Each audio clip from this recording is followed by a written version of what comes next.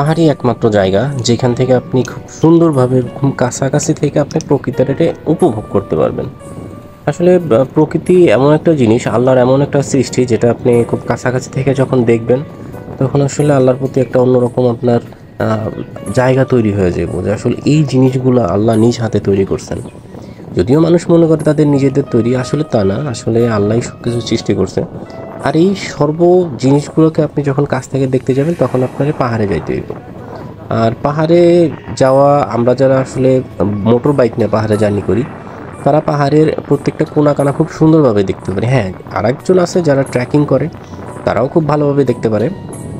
তবে পাহাড়ের মানে জার্নি করার বেসিক যে জিনিসগুলো তার মধ্যে মোটর বাইকটা আমার কাছে অন্যতম যানবাহনের মধ্যে। যানবাহনের মধ্যে আমার কাছে মোটর বাইকটা অন্যতম প্রধান যানবাহন মনে হয়, যেটা দিয়ে আপনি পাহাড়ের প্রত্যেকটা কোনা কোনা যেখানে যাওয়া সম্ভব আপনি খুব সুন্দরভাবে যাইতে পারবেন, যেটা অন্য কোনো যান্ত্রিক যানের মাধ্যমে আপনি যাইতে পারবেন না। তো যাই হোক, আমরা নর্মালি মোটর বাইক নিয়ে পাহাড় বা অন্য কোনো জায়গায় ট্রাভেল করি।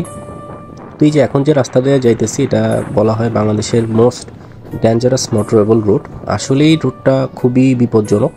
যারা আসলে এই রুটে যারা যাতায়াত করছে বা যারা দেখছে তাদের অন্তত একটু আইডিয়া আছে। এই রুটটা হচ্ছে ডিম পাহাড় থেকে তিন্দু বাজারের দিকে যে রোডটা গেছে সেই রোডটার কিলোমিটার যদিও খুব কম, মাত্র 5.7 কিলোমিটার রাস্তা। তবে এই রাস্তাটা পাড়ি দিতে মোটামুটি এভারেজে 2 থেকে 3 ঘন্টার মতো সময় লাগে।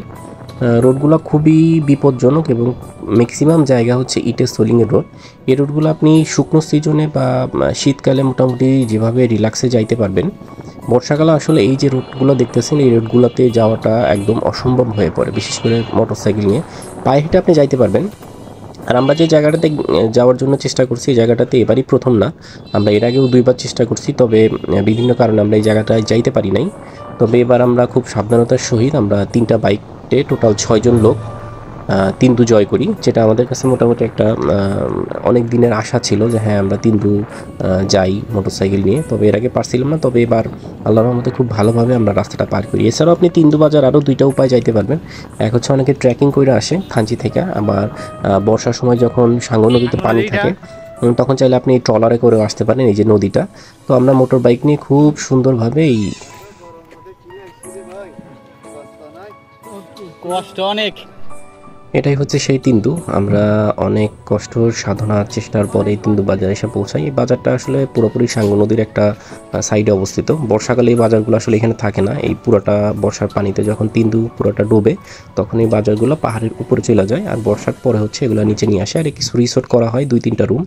এখানে পর্যটক আসলে খুব কম যা থাকে, যারা মোটর বাইক নিয়ে এখন রিসেন্টলি যায় যা থাকে, তো তাদের জন্য এগুলা 3-4টা রিসোর্ট আছে। রাজা পাথর আছে, বড় পাথর আছে, এই যে দেখতেছেন। আমরা যখন যাই তখন আসলে এটা বর্ষার শেষে, এখন খুব একটা পানি ছিল না। তো আমরা হচ্ছে এই যে রাজা পাথর এই হোটেলটাতে উঠি, এখান থেকে তারা থাকা এবং খাওয়ার ব্যবস্থা করে দেয়।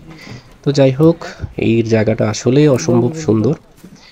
তো যারা আমার ট্রাভেল রিলেটেড ভিডিওগুলো পছন্দ করেন এবং আমার সাথে থাকতে চান, আমার চ্যানেলটা সাবস্ক্রাইব করে রাখতে পারেন এবং পরবর্তী ভিডিওর জন্য অবশ্যই ফলো বাটনে ক্লিক করবেন। আজকের মতো আল্লাহ হাফেজ, আসসালামু আলাইকুম, ভালো থাকবেন সবাই।